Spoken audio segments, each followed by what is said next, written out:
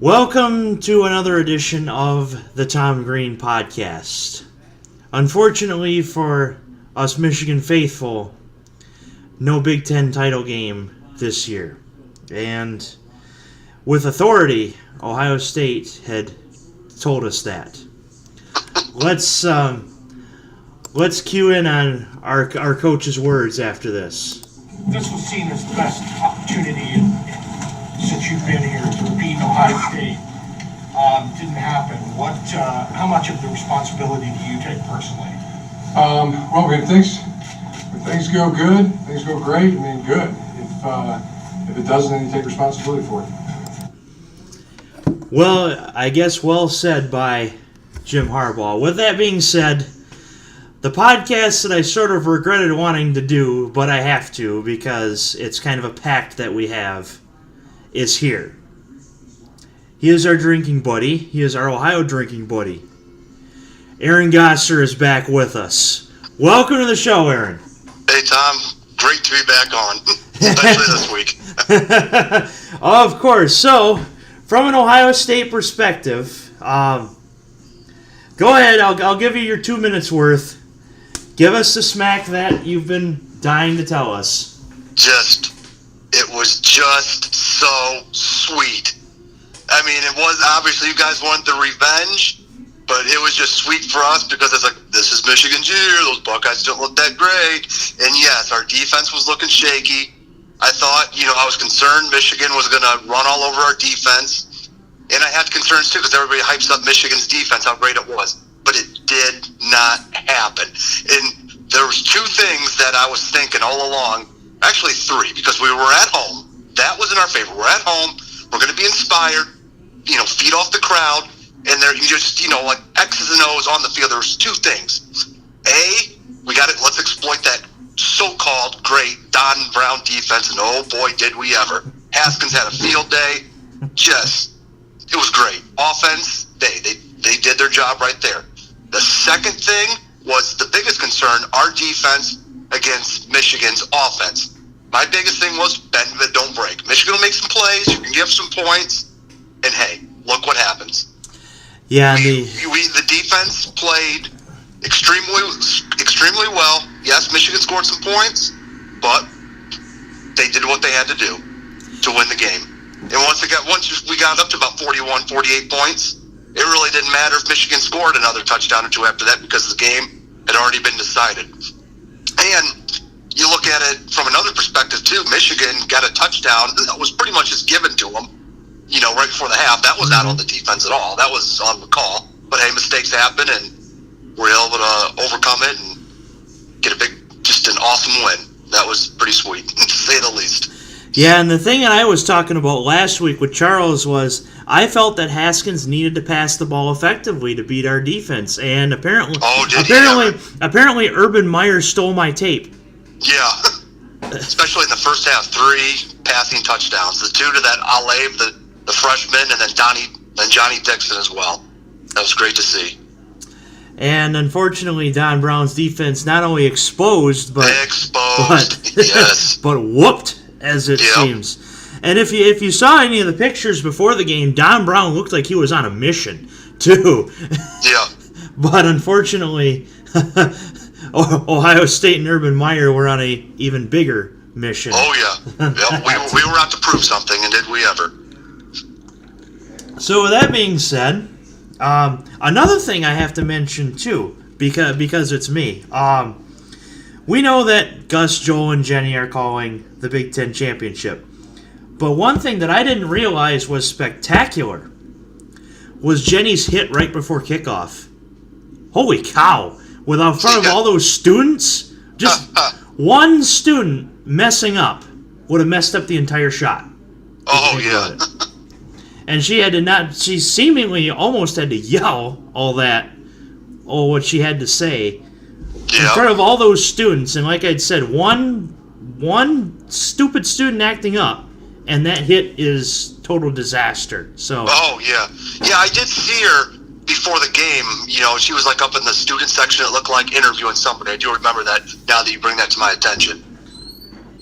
But I had seen that. I didn't think much of it before kickoff. But it's like, wow, One student yeah. messes up, and that hit becomes the worst hit of the year. Oh, yeah, no kidding. But it wouldn't have been on her. It would have been on the students. So Oh, absolutely. shout out to that. Right.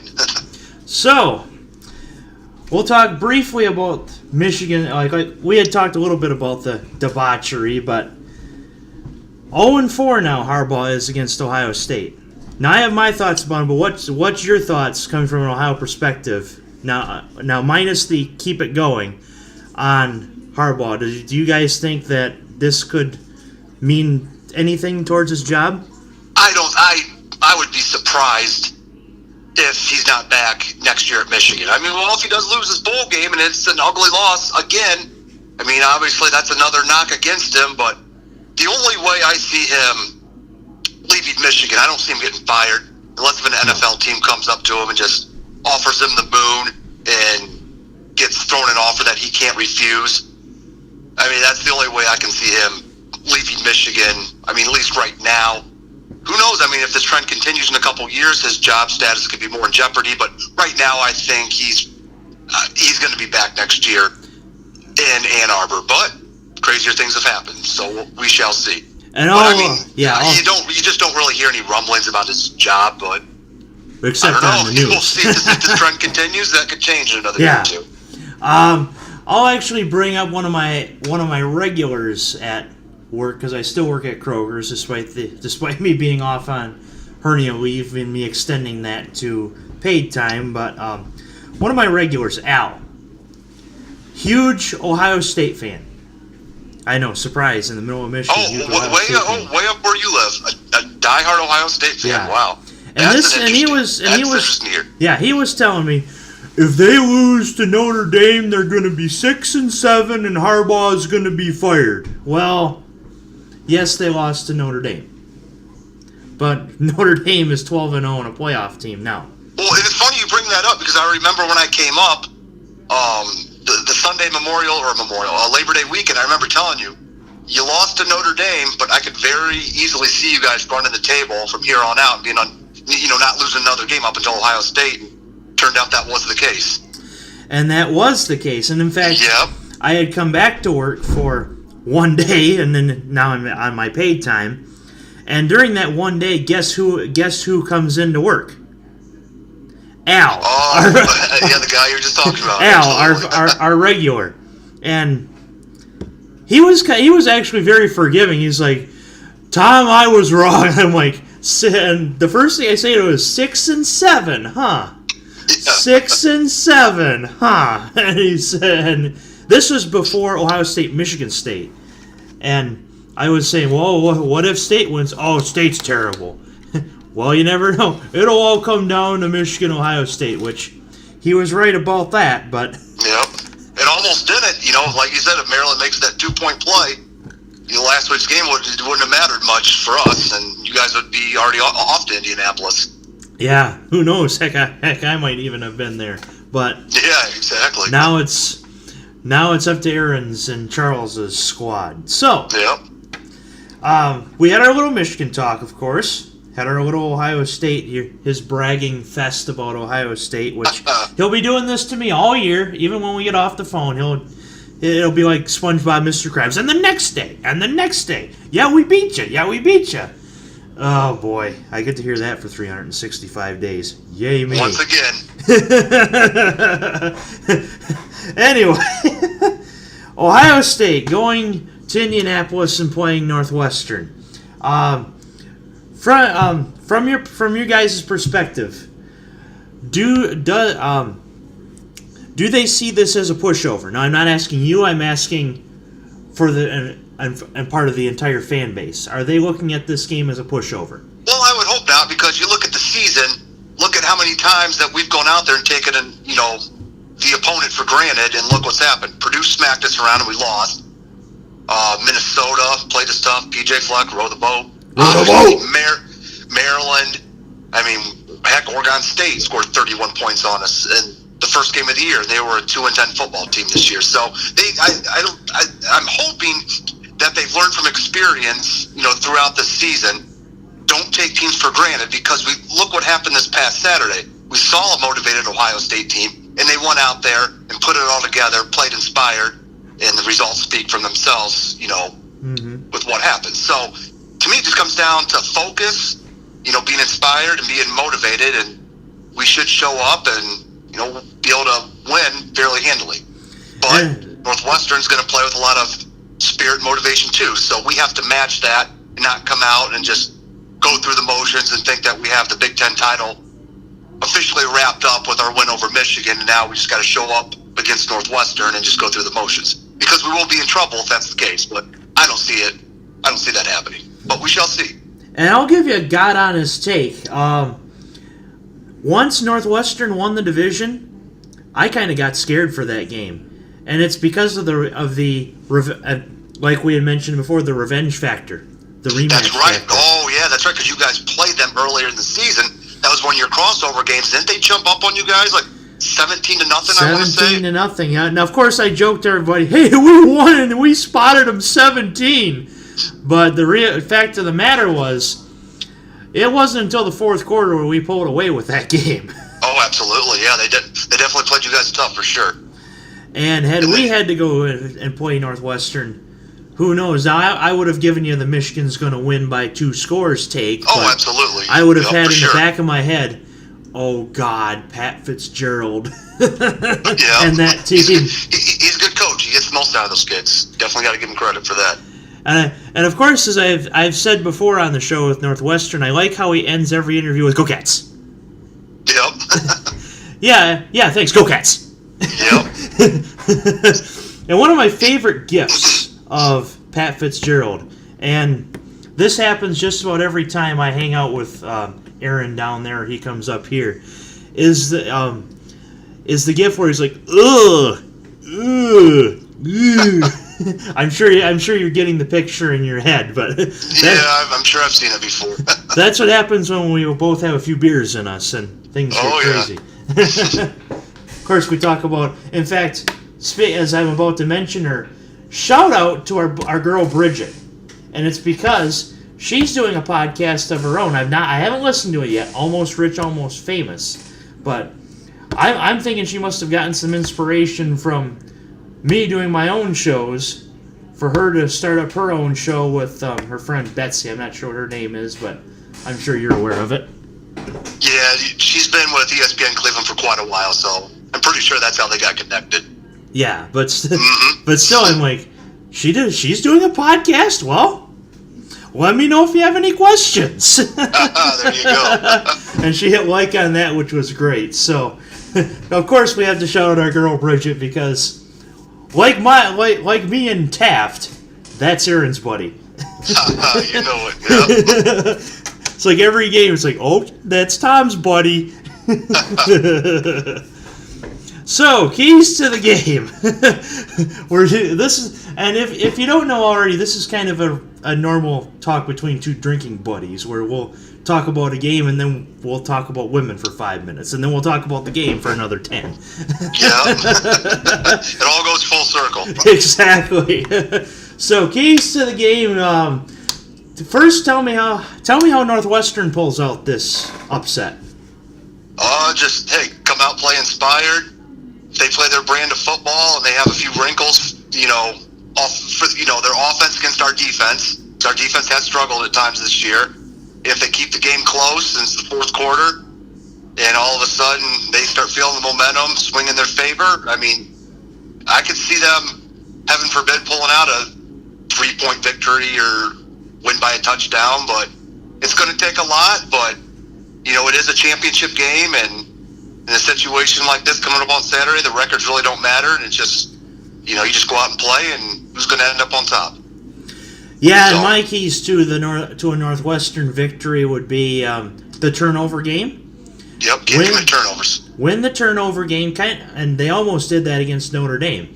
And if they can play a game like they did against Notre Dame, keep it to within a possession, and you never know what happens in the fourth quarter. Perhaps they could pull this one out. They're going to have to get the running game going. Unfortunately, Michigan, that was one of Michigan's problems, was they were too predictable in the running game, and Ohio State just sniffed it out. You're talking about last week, yeah. Yes. Yeah, that's another thing. It's funny you mentioned that. I couldn't understand why they kept running Higdon and Evans just right in the gut of our defense. I thought for sure, they would make adjustments and start running outside and try to exploit our defense a little better, but it just seems, it was fine with me because we just continued to stuff it, time after time. So that was one thing I was a little confused about on their end, but hey, it's fine with me. So Northwestern can do a better job in the running game, unlike Michigan did. And if Thorson can throw for a touchdown or two, you never know. But of course, this brings me to my next point: an Ohio State win. How does that happen? And not just showing up. We just got to go out there and play our brand of football. Like I said, it's about focus and motivation. Don't take this team for granted. Got to have Dwayne Haskins just, lighten it up against the passing game. Dobbins, Weber, running, and the defense, just continue to play inspired. Just build off of what we did last week against Michigan. And I see a pretty comfortable Ohio State win against a feisty Northwestern team that will come to play. And like I said, just got to match the energy and just, put it to them. Yes, and my thought is, and I never thought I would think a defense of being better than Michigan's, but with what happened last week, I have to say it as is. Ohio State will have to get the running game going against Northwestern's defense. If they can't, I don't know if Haskins can put on another good show like he did against Michigan. Now, of course, we had the Cardale Jones experiment happen in 2014 where he played 3 amazing games for Ohio State to win a national championship. That was pretty remarkable, for sure. But I don't know if that can happen again with Dwayne Haskins. So Dobbins and Weber will have to run effectively against Northwestern's defense. If Northwestern can stop them, you never know what happens. But of course, it's more than just showing up. Ohio State is what I'm saying. More than just showing up. Can't just go through the motions. Got to go out and play a sound football game. Just build off of the momentum from last week. That's the number one key from there. This reminds me of a couple of years ago, 2015, Michigan State, Iowa. How everybody had Michigan State winning, and it had to take what I call torture for Michigan State to finally beat Iowa, and that was just converting every fourth down in the last 8 minutes of the fourth quarter and finally scoring that touchdown. Oh, yes, I do remember that. Yep. To me, that had them on the ropes, and Michigan State did prevail at the end. To me, that was pure torture. Yeah. Maybe you had felt differently because of how Ohio State had been doing, but to me, that just felt like pure torture. Yeah. I remember that year because it was frustrating on my end because we should have been playing in that game, but of course Michigan State had to come down to Columbus and bump us off, and then of course they had the tiebreaker to go to the Big Ten title.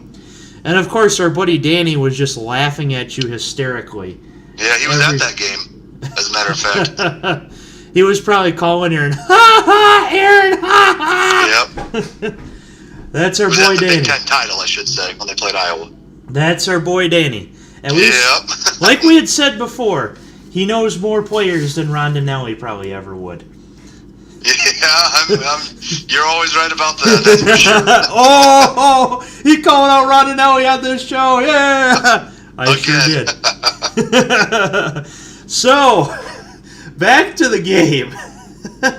Score predictions, Saturday night around midnight. 1, how drunk will you be honest, and 2, what's the final score going to be? Okay, for the record, I won't be nearly as drunk as I was last Saturday, but I'll be up there. Okay, let's just get that out of the way. And, okay, Northwestern will play us tough. I can see it being close early on. But I think we pull away in the second half, and we prevail to a 42-24 victory to earn back-to-back Big Ten championships. Go Bucks. Of course. The back-to-back championships. Let's just like last year. Yep, just gotta rub it in a little bit. Of course. Like I'd said before the show, at least the third place narrative is gone. Oh yeah, you guys beat the teams you're supposed to beat this year, but just wasn't quite enough in the end. But still, we had Clay Travis on our back again, and that just bothered me. But besides the point. Score prediction, close. I think it's actually going to be tied going into the fourth quarter. But Ohio State will be on like the 2-yard line for the first play of the fourth quarter. Haskins will run it, or no, Martell, excuse me. Tate Martell will run it in himself. Martell in one of those packages, okay. Yeah, Tate Martell will run it in himself. And then next play, Thorson gets intercepted. Marshawn Lattimore comes back from the Saints and picks it off. Oh, okay. You're a little carried away with yourself now. Yeah. No, but Thorson will be picked. And then it will be like a Curtis Samuel running through Michigan's line. Oh, Weber, the 2016 game. Okay. Right when you brought his name up, I could see that play. Dobbins will run right through Northwestern's line for a 40-yard touchdown. Final score, Ohio State 35, Northwestern 20. Okay. Fair enough. That's what I like to hear. So, you wanted honest takes. Yep. Well, I thought for sure you were going to say something crazy and say Northwestern springs the upset like 38-35 or something. I was just waiting for that, but Northwestern 500, Ohio State nothing. Keep it real. Yeah. No. Yeah.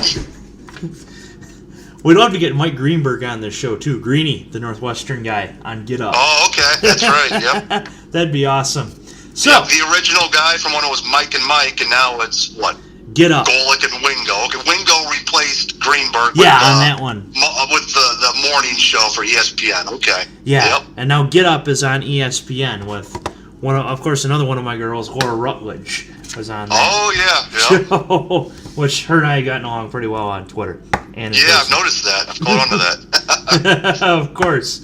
So, in fact, I'll even tweet this at her so that she listens to our takes. Watch out, Aaron. Okay. I'm your wingman. All right. So, with that being said, we go to the most heralded segment on the Tom Green podcast, and that is your segment, the Rapid Fire Picks. Rapid Fire, let's go. See if I can knock them out again like last year. Of course, as I tell everybody, you know the rules. Highest winning percentage wins. And then last year's winner, Aaron Gosser, got a case of beer. Oh, wait, that's you. Yeah. In fact, I had said last year when I had Jeff Lyons on the podcast, so now is the time where I tell my guests I need to send the tape to Jeff Lyons. Oh, wait, that's you. I did the same thing there. So, 888 is the winning percentage that you got to beat. I got 10 games in there so that you can still lose one and still have the lead. So perhaps you could win another case of beer next year. Works for me. So, for a case of beer, let's do this. First up, Pac-12 championship, Utah and Washington. Won't have any college football playoff implications, but still a ranked versus ranked title game. I say, I'm going to call for a high-scoring game. I say Washington 48, Utah 34, and we could very well see that being Ohio State's next opponent in the Rose Bowl. I'm calling it right now. Ohio State plays Washington in the Rose Bowl. That, and believe it or not, that was another thing that I forgot to ask, actually, was if they win, do they go to the playoff? And you are answering to that no. I'm going to lean towards no, but crazier things have happened. Yeah, and that will actually be determined by the rest of the rapid fire set, because the next game is the championship that you will be watching closely. I will go Washington as well. Utah is a pesky team like Northwestern, but I wish that ASU would have been in the championship game because I like Herman Edwards. You play to win the game. Yeah. Washington. Go ahead. That rant, you play to win the game, that actually happened in 2002 when the Jets blew a big lead against my Cleveland Browns. So as classic as that rant is, that happened right after they lost to my team. So just had to throw that in there. Of course. This is what's great about sports. This is what the greatest thing about sports is. You play to win the game. Oh, that never gets old. Hello? You play to win the game. You don't play to just play it. That's the great thing about sports. You play to win. And I don't care if you don't have any wins. You go play to win. When you start telling me it doesn't matter, then retire. Get out. because it matters. Exactly, and Herman Edwards has been doing that to the Arizona State Sun Devils all season in an 8-4 year. Give me Washington 34, Utah 30. Close game. Big 12 championship, which has major implications on your end. Oklahoma, Texas. Well, like they said with Michigan all year, that revenge tour, I think Oklahoma, they get revenge on Texas, and they win, let's see, 35-31. Alrighty. I tend to agree with that. Oklahoma going, I got to play this too. Just. We came in here, I openly, in the public, called it a revenge tour, called them out, said they were next. We came in here, slashed their field for the game, and we still came out here and just got after them every single play. Like I said last week, the prior couple weeks for the boys, this one, just for our season. And we knew that they couldn't hang with us. We knew what we had to do. Sometimes your little brother starts acting up, and we just got to put them in place. Like they tried, they gave it their best. It just wasn't enough. Our guys came out on top, and we're just going to continue to work and try to get better and go from here. Was that Winovich after Michigan State? That was, and unfortunately that didn't. Can you pull up Winovich after Ohio State? I kind of like to hear it. Come on, where is it? Oh, wait. I know it. Okay, that's my final jab at Michigan. Let's go on. Yeah, but I had to pull that up because Oklahoma's, and now that goes to Oklahoma. The revenge tour. They passed the baton. It went from Ann Arbor to Norman, Oklahoma. It's been passed. And I also think that Oklahoma will win this game 47-44 on a last-second field goal. So, shootout, because at Texas Stadium. Geez, that tells you how old, or in your case, young I am. But AT&T Stadium. I do remember Texas Stadium. Back in the day. Oklahoma 47, Texas 44. And also, of course, I got to mention it. Best part about that Winovich interview against Michigan State, guess who did it? Let me guess, Jenny Taft? Yes, it was. That was what was awesome about it. SEC championship. Alabama, Georgia. As much as Georgia wants to get revenge from last year's national title game, and of course, go to the college football playoff, Alabama, they are just too much. How do you say last name? Tagovailoa. Tagovailoa, but I always butcher it. But anyways, he's just an absolute monster. That whole Alabama squad, just year in and year out, what a football factory Saban has down there. I mean, they are just incredible. And I just think it's going to be business as usual for Alabama. If Georgia hangs around, makes it a game, I'll say 38-21 Alabama when it's all said and done. Oh, well, first, before I go with my predictions, like I said, I would treat Laura this. If Laura's still listening to this show, then good for her, because this has been quite a Drinking Buddies podcast. But, with that being said, because this is the SEC title game, I like Bama in this game. I want to see Georgia win it badly, because I do not want to see Alabama in the playoff. I don't think anybody does, but perhaps win or loss, they get in. Yeah, exactly. And if they do lose, say like 38-34, Georgia wins. Alabama, I don't see them slipping past 4. The only way I could see Alabama getting knocked out of the playoffs, Georgia would just have to completely blow the doors off of them, and that's just not going to happen. I kind of hope it does. It would have to be like a repeat of the 2014 Big Ten title game, 59-0, something just insane like that, and we all know that's not going to happen. Yeah. Alabama 27, Georgia 20. There you go. Mountain West title game. This became a ranked versus ranked. Boise State, Fresno State. Once again here, I think this is going to be a little bit of a high-scoring game. I'll take Boise Boise State. Let's see. I'll go 48-45. Boise State over Fresno.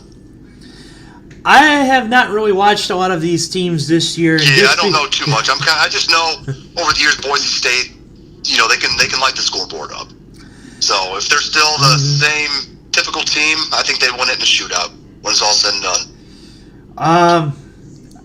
I'll have to be contrarian on at least one of your picks, and I'll do this one because I don't know. Give me Fresno because it's not on a blue turf. 47-40.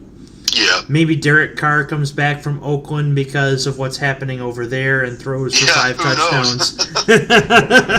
But besides the point, I'll go Fresno. You went Boise. Oh well, won't make a difference in the playoff. We'll see. Yeah, exactly. A major, I'm telling you, major bowl implication game right here. Marshall, Virginia Tech. Oh boy. I mean, flip a coin. I guess I'll go Virginia Tech 31-20. I'll go Va Tech as well because they're fighting for their bowl lives, and they've had a 25 consecutive year bowl streak. For what it's worth, I just threw this in there so that you could have one loss and you'd still get your case of beer. Yeah. I think Marshall's the better team, but it's in Blacksburg. Give me Va Tech in an upset, 21-20. Va Tech goes bowling despite losing to Old Dominion. Yeah, well, that's right. They did lose to them early in the season. I do remember that. Moving on to the NFL, Thursday Night Football. New Orleans and Dallas. Oh, boy, New Orleans. They are just a buzzsaw right now. I can see them going all the way to the Super Bowl and winning it the way they've been playing. I'll say New Orleans big, 41-17, the way they've been looking. I think this will be a closer game than people think because it's in Dallas, but give me the Saints because who dat think they're going to beat them Saints at this point. 51-35. 51-35, wow. Closer, but high scoring. Exactly. The Battle of the Birds, Baltimore and Atlanta. Baltimore, they have Lamar Jackson playing. He's been doing pretty well. I think they keep the momentum rolling and knock off Atlanta 24-20.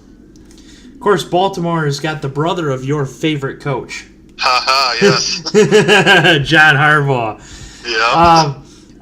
Baltimore in the last 3 years has always been a tale of two teams, whether they show up or whether they don't. It's in Atlanta. Give me the Falcons, actually. 31-21. Matt and Julio connect for 2 touchdowns, I hope, for my fantasy team. There you go. And Lamar Jackson runs for 1. NFC South matchup, Carolina and Tampa. Let's see, Carolina. I'll take Carolina. I think they'll find a way to get that game won. I'll say 28-17 Panthers.